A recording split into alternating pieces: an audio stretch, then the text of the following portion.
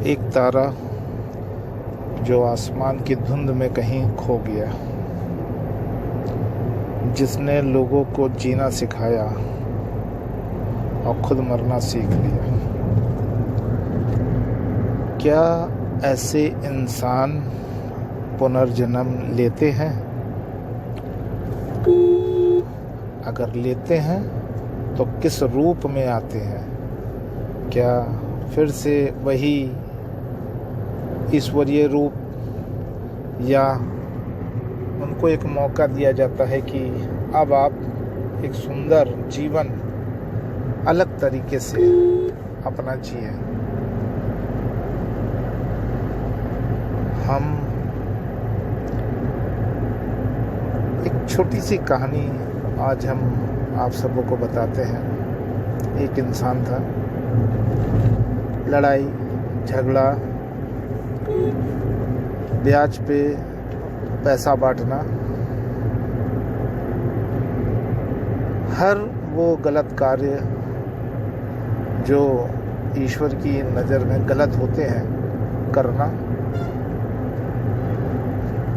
तभी कानपुर शहर में एक स्टार यानी सितारा 2007 में आता है। वो हर परिवार को परखता है, देखता है, समझता है किस तरीके से किसको किस जगह पे लाया जाए। वो इंसान शायद अपने आप में सोचता होगा, और उसने उस व्यक्ति को सबसे पहले बड़े प्यार से पकड़ा और उस व्यक्ति के बच्चों को अपने यहाँ मौका दिया पढ़ने लिखने का। उस समय बीच सेशन में, जिस समय एडमिशन शायद नहीं होते हैं स्कूलों में, उन बच्चों को लेके आए, अपने पास से सब कुछ किया ताकि उस व्यक्ति पे बोझ भी ना पड़े, और हर तरीके से उन बच्चों की मदद की। फिर एक अच्छे इंसान की तरह उन्होंने समझाया, शायद उस व्यक्ति को दूसरे तरीके से भी समझाना ज़रूरी था, और उसे समझाया कि किसी को ब्याज पे पैसा देना अच्छी बात है, कोई बुरी बात नहीं है, हर आदमी की मदद करनी चाहिए, लेकिन जिस तरीके से वसूली या पैसा उनसे आप लेते हैं वो गलत है। अगर आप पैसा प्यार से देते हैं तो प्यार से ही मांगिए, क्योंकि जो पैसा मांग रहा है वो कहीं ना कहीं मजबूर है, परेशान है, और जब उसके पास वो पैसा ख़त्म हो जाता है तो उसे देने की क्षमता नहीं होती है। उस व्यक्ति की समझ में आया, उसने उस काम को छोड़ दिया, उस काम को छोड़ दिया। उसने एक अलग से काम करना चालू किया। भाई, सरकारी विभागों में शायद उनका आशीष और प्रताप था, उस महान पुरुष का जो उस व्यक्ति की ज़िंदगी में आया, और उसको उनके आशीर्वाद से नगर निगम में ठेकेदारी मिल गई, और उनका काम जो उन्होंने ख़त्म कराया था उससे ज़्यादा अधिक अच्छे तरीके से चलने लगा। फिर धीमे धीमे चलता रहा, काम तो उनका चलता ही रहा, ठेकेदारी ये वो, अपना कुछ काम उन्होंने समझाया कि धर्म के प्रति भी करना चाहिए। कुछ लोग ऐसे भी होते हैं जो ईश्वर की तरफ से भेजे जाते हैं, उनके लिए उनके परिवार की तरह, उनके भाई बहनों के भाई बनकर कुछ कार्य सेवा जरूर किया करो। ठीक है, उनसे कुछ तुम्हें प्राप्त नहीं होगा, लेकिन उनका हाथ, उनका आशीर्वाद अगर तुम मिलेगा तो मैं सोचता हूँ जिंदगी का हर सुख सुविधा तुमको प्राप्त होगी। और ऐसे ही हुआ।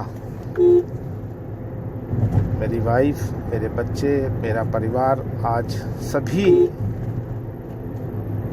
संतुष्ट और खुश हैं। यह बताना कि उस इंसान ने शायद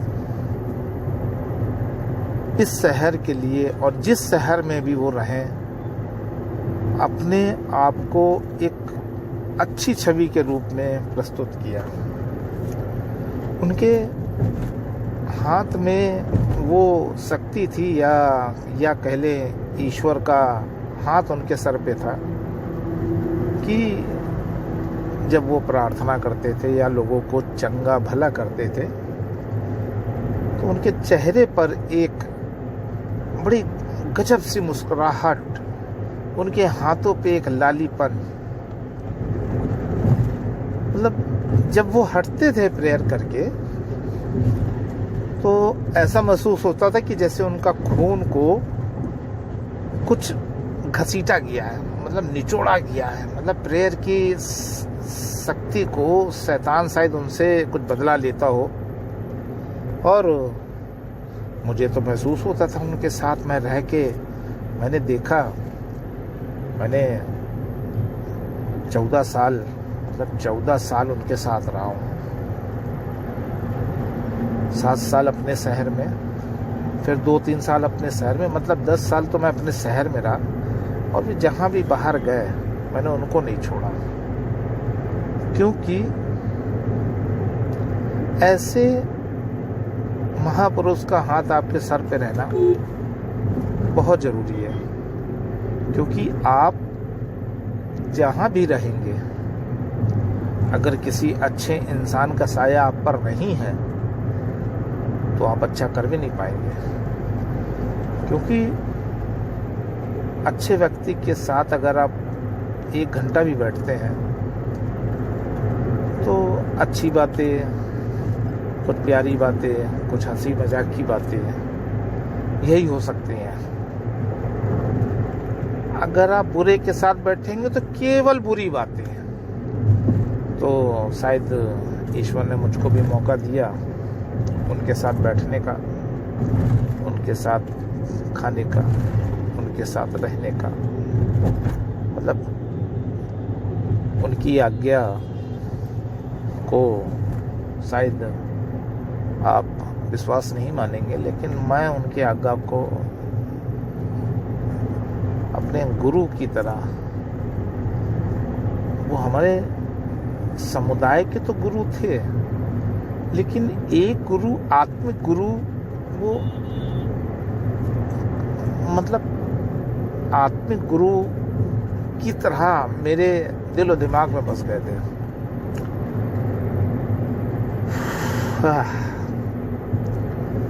अगर ऐसा नहीं होता है, गुरु, भाई, माँ, बाप, भाई, बहन, रिश्तेदार कि आपसे बुरा अच्छी बातें ना होती हों,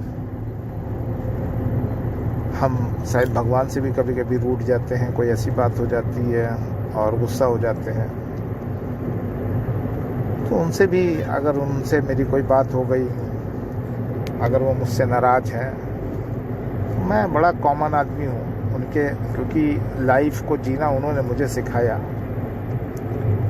तो मैं कॉमन आदमी हूँ। लेकिन फिर भी मैं उनसे बहुत गुस्सा होता था।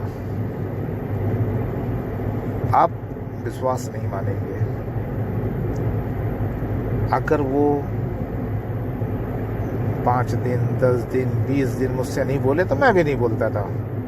ठीक है, प्यार तो मैं करता ही था, लेकिन बात नहीं करता था। फिर वो इंसान, वो गुरु का ये फ़ोन आ जाए, क्या हो रहा है? जी जय यीशु, जी बोलिए। अरे यार तुम्हारे साथ एक कप चाय पीनी है, बस हमने तुम्हें इसलिए फ़ोन किया है। मतलब सोचिए, वो प्यार, वो एहसास, वो मान, वो सम्मान उस एक कप की प्याली में पूरा उमड़ के आ जाता था। मैं कई बार इस विषय पे सोचता रहता था, अगर उन्होंने कह भी दिया हमसे, कुछ सालों से कुछ उनके बारे में बताया भी गया, लेकिन मैं, हो सकता है कि सबके साथ साथ मैं भी उनके बहुत करीब रहा हूँ और उनकी बातों को समझा है, उनको जानता हूँ दिल से, तो वो जानते थे कि मुझे कब क्या होना है। मतलब हमसे कहते थे, हम कहते थे हमसे ये बातें मत किया करिए, नहीं तो मैं आपके पास आना छोड़ दूंगा, मैं आपसे बात नहीं करूंगा। सुन के हंस देते थे, कहते थे नहीं यार, मुझे बुजुर्गी में मतलब नहीं मरना है, ऐसा काम नहीं, अच्छा रहते रहते ना यीशु के पास जाना है यार, हो सकता है मेरे लिए ऊपर भी कुछ काम हो। फिर वही वाली बात, मतलब आप, मतलब क्या बात करते हैं आप, समझ में नहीं आता। मम्मी है, भाई है, घर में बहन है, एक परिवार है। फिर उनका जवाब, मनोज भाई, मैं, परिवार, माँ, भाई, बहन, एक रिश्ता है जो मैं हटा नहीं सकता हूँ। मैं अपनी माँ को 20 बार फ़ोन करता हूँ, लेकिन जब से मैंने उसको अपना लिया दिल में और तन मन में, धन में, बिल्कुल हर चीज़ में, मेरे दिल और दिमाग में प्रभु यीशु, उसने मुझे एक अच्छा जीवन दिया। मैं जब भी दुखी होता हूँ या कुछ होता हूँ, तो जब मैं बैठ के प्रेयर करता हूँ, मुझे लगता है कि मैं उनके साथ बैठा हूँ। और इस बात को हम भी सुनते रहते थे, चलिए ठीक है भाई प्रभु, क्योंकि अब वो इस जगह पे थे जहाँ पे उन्होंने 55 साल के हो गए थे, उन्होंने उन सब चीज़ों को देखा है। मैं उनके साथ विजिट पे जाता था। हो सकता है आप लोग को हंसी मजाक लगे या विश्वास ना हो, लेकिन जब मैं विजिट पे जाता था, एक किस्सा आपको मैं पहले तो सेंट थॉमस चर्च का ही सुनाता हूँ। मतलब फ़ोन आया, आ जाओ, और एक लेडी थी, उसको मतलब प्रेत आत्मा क्या होते हैं, जैसे हम लोग में कहते हैं जिन, और हिंदुओं में भूत और प्रेत, और या हम लोग कहते हैं गलत आत्मा, जो बुरी होती हैं, लोगों को जकड़ लेती हैं पापों से और कुछ नहीं, पागल की तरह बना देती हैं। उनको लेके 3-4 लोग आए। भाई मैं भी बैठा था। आप ये शुरुआत की बात बता रहा हूँ आपको, जब फादर से मेरी मुलाकात हुई थी, जब मैंने उनको जाना, जब मैंने आंखों से देखा, तब मुझे लगा यार गॉड गिफ्टेड व्यक्ति है ये मनोज, इनको नहीं छोड़ना है।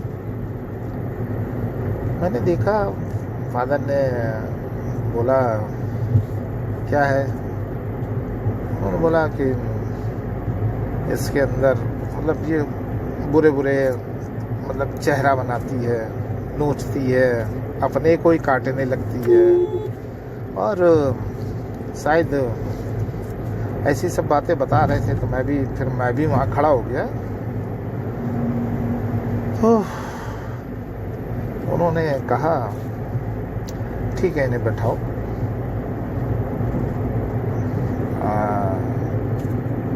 पवित्र जल मंगवाया।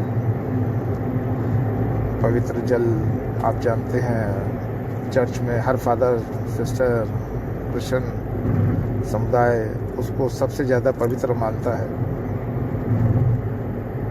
उसको मंगाया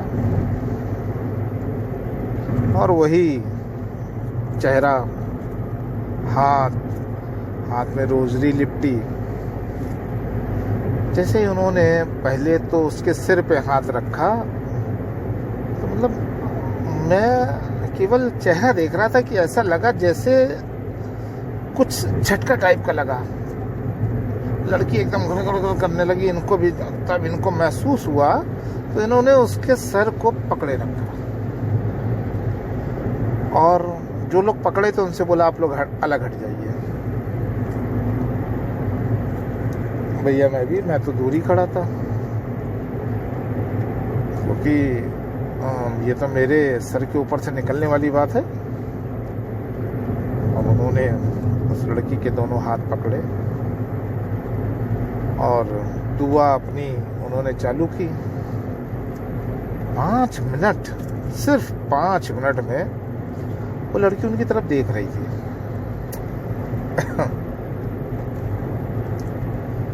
देखते देखते अब हम लोग भी देखने लगे, बिल्कुल शांत। मतलब क्या बोले हैं वहाँ, वो जो शब्द इस्तेमाल कर सकते हैं बिल्कुल बता दें कि आपको ऐसा लगा कि उसके अंदर से शैतान वो भाग रहा है और भाग रहा है, मतलब ऐसा है कि बिल्कुल निकल गया। फादर ने उसको हाथ को वो करवाया कि हम पवित्र जल देंगे, इसको पियो। और उसने मुस्कुराते हुए हाथ को वो किया, फादर ने पवित्र जल डाला और वो मतलब उसके घर वाले उनके पैरों को पकड़े रहे। आप जो भी हैं आप बहुत अच्छे हैं और हमें तो इतने भेजा था, हमें तो उन्होंने भेजा था, लेकिन हमने ऐसा कोई जगह नहीं जो अपने बच्चे को ना ले गए हों।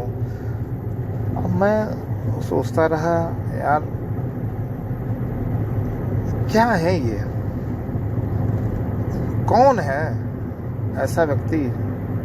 शायद मैं उनसे पहले ज़्यादा शिरकत नहीं करता था, फादर लोग के साथ बातचीत भी बहुत कम थी और अभी भी मतलब जितने प्यार करने वाले हैं उन सबसे तो अच्छी ही बात है, लेकिन किसी को भी मैं मना कुछ नहीं करता हूँ।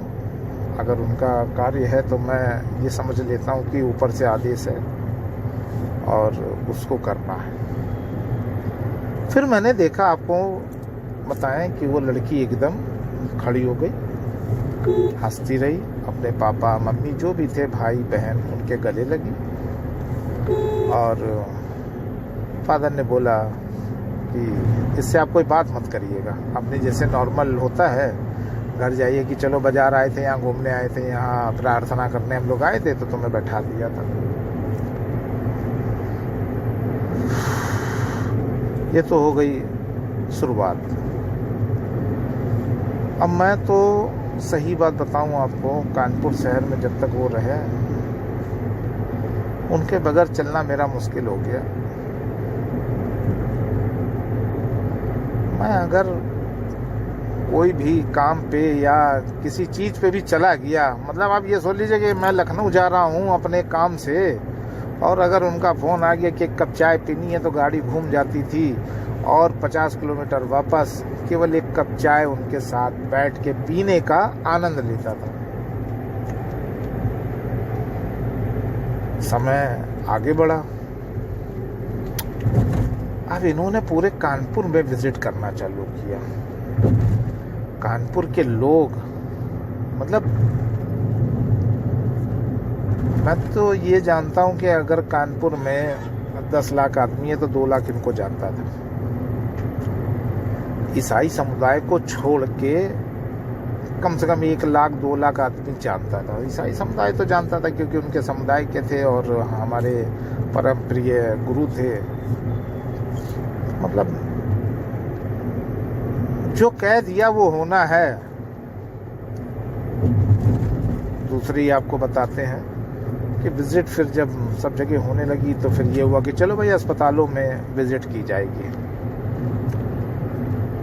बड़ा अच्छा लगा। अब हमने भी कहा, हमने ठीक है, ये तो बहुत अच्छी बात है कि चलो। कहने लगे नहीं, हमारे साथ साथ आप लोग भी विजिट करेंगे और प्रार्थना करेंगे। तो हमने कहा ठीक है भाई, बहुत अच्छी बात है ये तो भाई मरियमपुर पहुंच गए। खूब प्रार्थना हुई, खूब बातचीत हुई लोगों से। पूरे वार्ड में कम से कम 20-20, 25-25 लोगों के ऊपर हाथ रख के वो दुआ करते थे जल्दी जल्दी लोग अच्छे हो जाए। हर लोग कामना करते हैं वो तो। हम 20-25 को लेके 5-5 के ग्रुप में सबको, चलो भाई दुआ करो, प्रार्थना करो, लो यीशु का नाम, देखो सब भले हो जाएंगे, चंगे हो जाएंगे। भाई अच्छा लगने लगा और साथ बढ़ गया। एक मरियमपुर में फर्स्ट फ्लोर पे पीछे साइड में शायद 302 नंबर, पता नहीं क्या नंबर था, नहीं वो तो शायद नीचे ऊपर 102 या ऐसे था। एक फैमिली थी, उनका फ़ोन आया फादर के पास। फादर बोले अच्छा चलिए शाम को आपके यहाँ विजिट करेंगे। शाम को विजिट किया। डॉक्टर ने बोला ये तो हम लोग के बस के रोगी नहीं है, लेकिन हम लोग इंजेक्शन बेहोश ये मतलब किसी तरीके से इनको ठीक करने में लगे हुए हैं। फादर ने कहा ठीक है आप लोग जाइए, हम प्रार्थना करके हम लोग भी जाएंगे।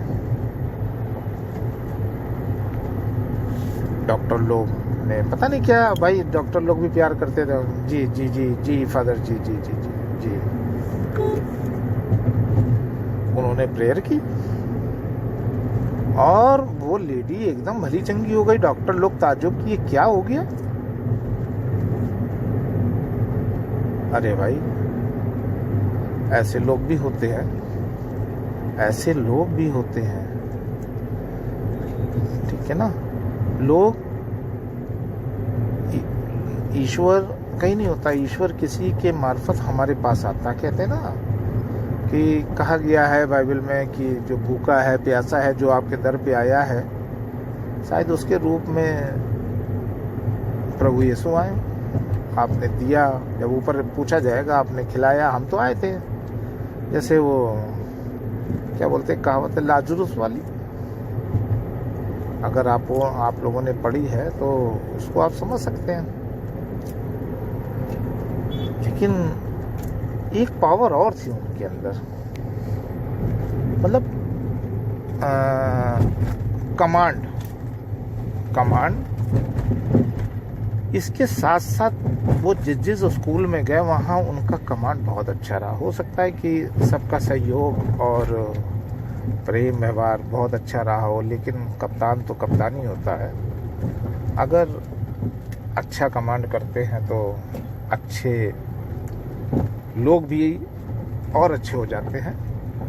और जो कोई कुछ करना भी नहीं चाहता है, शायद वो भी उनके उससे ये होता है कि नहीं भाई अच्छा व्यक्ति है, बोल रहा है अच्छी तरीके से, तो हमें भी थोड़ा सा ध्यान देना चाहिए।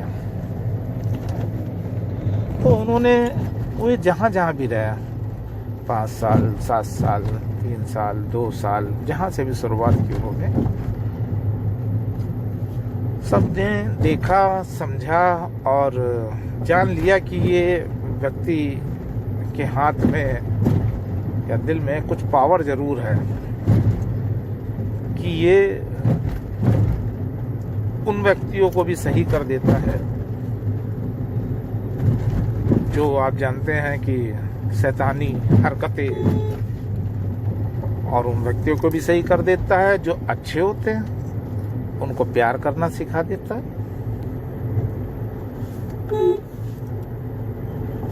ऐसा महापुरुष ही कहेंगे, जो गुरु को महापुरुष भी कह सकते हैं। इंसान लोग जन्म लेते हैं, लेकिन जो अच्छे कार्य करके जाते हैं उनको दुनिया हमेशा याद रखती है, भूलती नहीं है।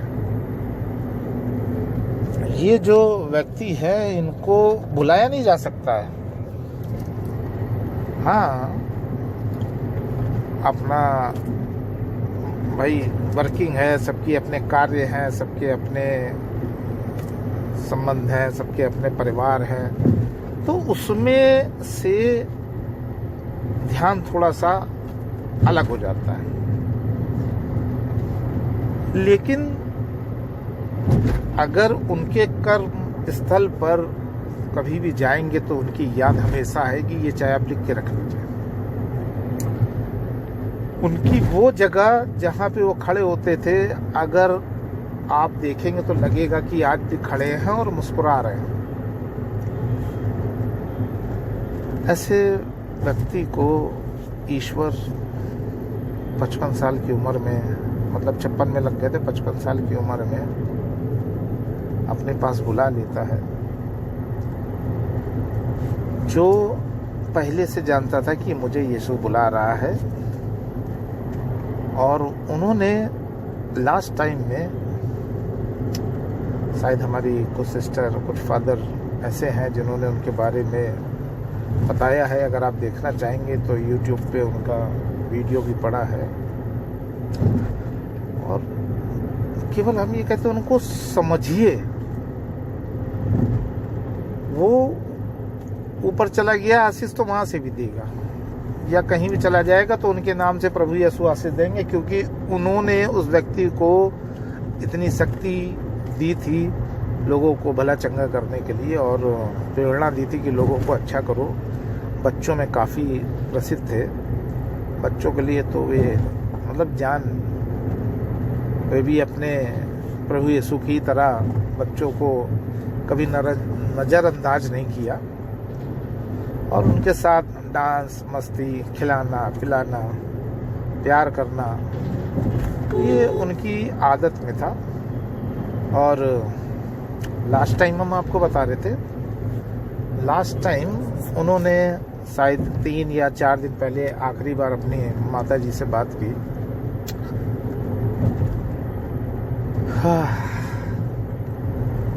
माता जी को उन्होंने एक ही शब्द कहा कि ये शायद हमारा, शायद भी कहा कि नहीं कहा, कि ये मेरा माँ आखिरी कॉल है, इसके बाद मैं शायद आपसे बात ना कर पाऊँ। ये बात उनके सगे साथी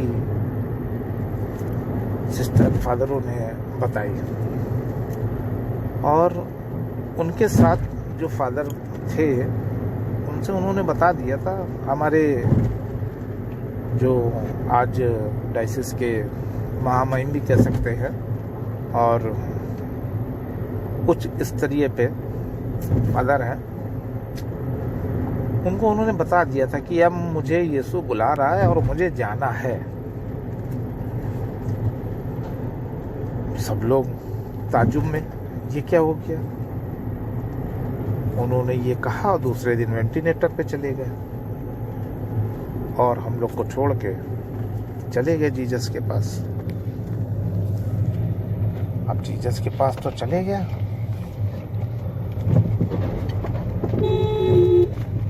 और पूरे कम से कम 40-50 शहरों के लोगों को दुखी कर दिया। अब जो भाई रिश्तेदारी, तो माँ बाप जो होते हैं या भाई बहन हैं, ये तो एक खून का रिश्ता है, वो तो आपको निभाना है। जो माँ के पेट से जन्म लिया उसको तो आपको निभाना ही निभाना है। लेकिन ऐसे लोगों को जिन्होंने आपको अपना समय, अपना वक्त, समय मतलब और प्यार और हर चीज के लिए आपको प्रोत्साहित किया, मैं तो ये जानता हूँ कि उन्होंने कहा, मुझे उनकी एक बात और याद आ रही है कि जीवन में केवल अपने लिए ना जीना, कुछ ऐसा करो कि लोग तुमको याद रखें। तो मैंने कहा, एक किस्सा था, मेरे फादर से बात कर रहा था। मेरे फादर, मुझको लगता है कि मैं जब निकलता हूँ तो हमारे मतलब पंजाबी भाई बहनों के यहाँ उनकी गाड़ियों में वाहे गुरु करके गाना बजता है और बड़ा अच्छा लगता है। सेवा भाव वाले आदमी हैं। मेरी तरफ देख रहे थे, बातचीत चल रही थी। फिर उन्होंने बोला, अच्छा तो तुम करना क्या चाहता? हमने कहा, नहीं, हमने आज देखा हिंदुओं में भी गाड़ियाँ चलती हैं जो सामान बेचती है और लोगों को प्रोत्साहित करती हैं कि भगवान की तरफ देखो भाई, गलत काम ना करो।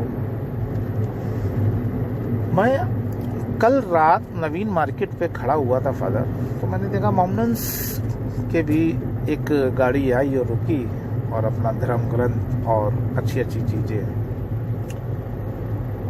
लोगों में दिया उन्होंने। बड़ा अच्छा लगा। मैंने कहा केवल एक ईसाई ऐसा है जो शायद आगे प्रभु की सेवा में बढ़ते तो हैं और काम भी करते हैं, लोगों की मदद में भी हमेशा आगे रहते हैं और मेरे साथ तो सब मदद करते हैं। तो मैंने सोचा जब सब हमारे लिए मदद के लिए हाथ आगे रखते हैं तो क्यों ना मैं इस काम को ऐसा करूं कि मुझे अच्छा लगे, दिल को अच्छा लगे, मेरी कम्युनिटी को अच्छा लगे। मेरे मतलब अब भाव नहीं है, आपको बता नहीं सकता हूँ। तो एक जीसस वैन का निर्माण हुआ जिसमें हमारे कानपुर शहर में रेवरेंड फादर राजेश साइमन जी भी हैं, जिन्होंने इस मामले में उनके साथ मुझे पूरा सपोर्ट किया। और एक हमारी सबसे प्यारी बहन धर्म बहन सिस्टर रोज, शायद मैं उनको भी अपने परिवार से भी ज़्यादा, जैसे ये फादर थे, मतलब जिन्होंने कभी मतलब ये नहीं समझा कि हाँ तुम ईसाई हो, तुम फलाने हो, तुम लिमाके हो।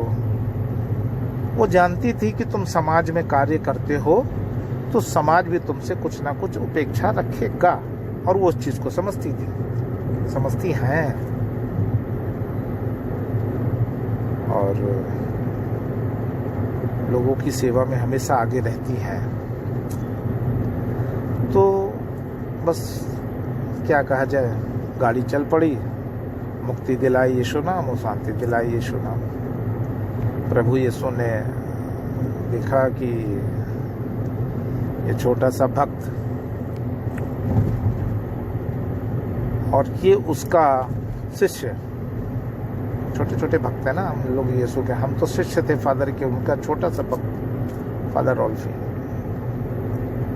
बस शिष्य। मतलब मुझे सब कुछ मिला, मुझे समाज में एक स्थान मिला, प्यार मिला और दुनिया का हर सुख मिला।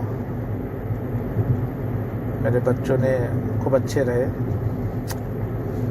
बस यही बताना चाह रहा था, और सोचता हूँ कि आप लोग अगर आगे इस चीज़ को समझेंगे और उनको जानेंगे तो अगर हम मानते हैं वो कहीं हैं या जन्म ले लिया, लेकिन प्रभु यीशु उनके नाम से आपको आशीष ज़रूर देगा। बस इस छोटी सी बात को आपके सामने कहना था। अब क्योंकि गाड़ी चलाते समय बोल रहा हूँ तो शायद पता नहीं कैसी आवाज़ हो या जो हो, लेकिन ये दिल से है और उनको नमन करते हैं। उनके लिए प्रभु यीशु से प्रार्थना करते हैं कि ऐसे इंसानों की और हमें हमारे यहाँ ज़रूरत है, और इस संसार को भी ज़रूरत है। कि जहाँ भी रहेंगे उनके ऊपर केवल अपने आशीर्वाद का हाथ बनाए रखे और उनकी माँ, भाई, बहन, जितने मित्रगण, उनके सबको तसल्ली और आशीष प्रदान करें। बस छोटी सी बात थी जो आपके सामने रखना चाह रहा था। जय यीशु, धन्यवाद। एक तारा जो आसमान की धुंध में कहीं खो गया, जिसने लोगों को जीना सिखाया और खुद मरना सीख लिया। क्या ऐसे इंसान पुनर्जन्म लेते हैं? अगर लेते हैं तो किस रूप में आते हैं?